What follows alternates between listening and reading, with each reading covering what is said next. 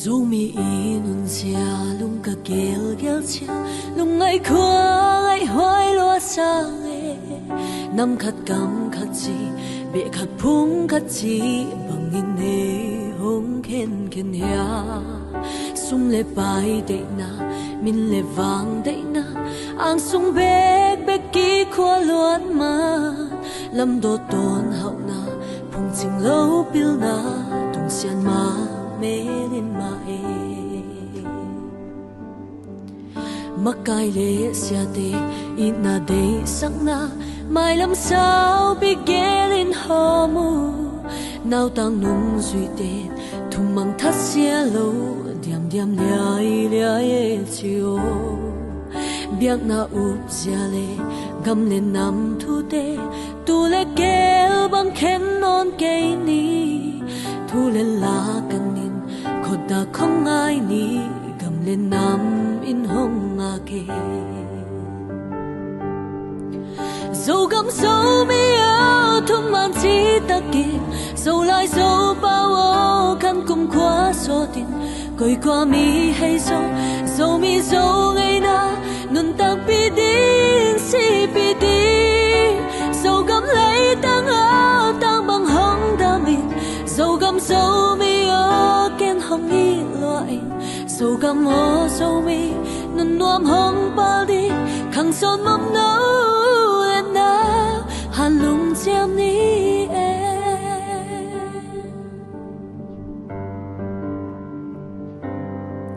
dâu gam dâu lia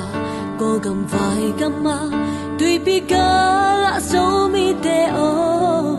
in quan nung tak na be le phung pol pi khwa le tui o hong chi dâu gam ngai in chi dâu mi i tin chi chiếc chẳng đón bằng ít tuộc dâu tia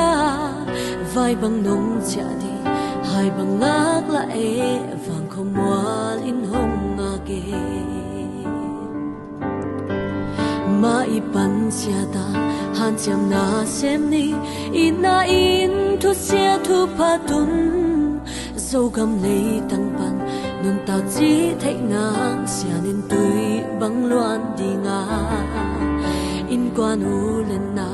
biang na khwa le tui gam lên nam ma đi nei sa pil na in na ve na to ape kya mi de tung sia na me in lang e dâu gam dâu mi áo thum man chi ta kin dâu lai dâu bao ô khăn cùng khóa số tin coi qua mi hay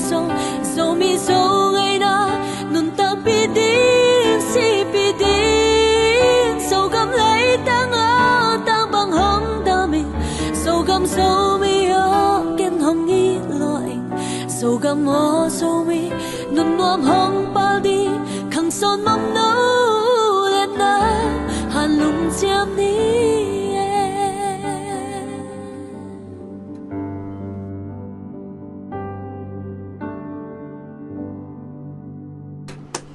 Nung dam.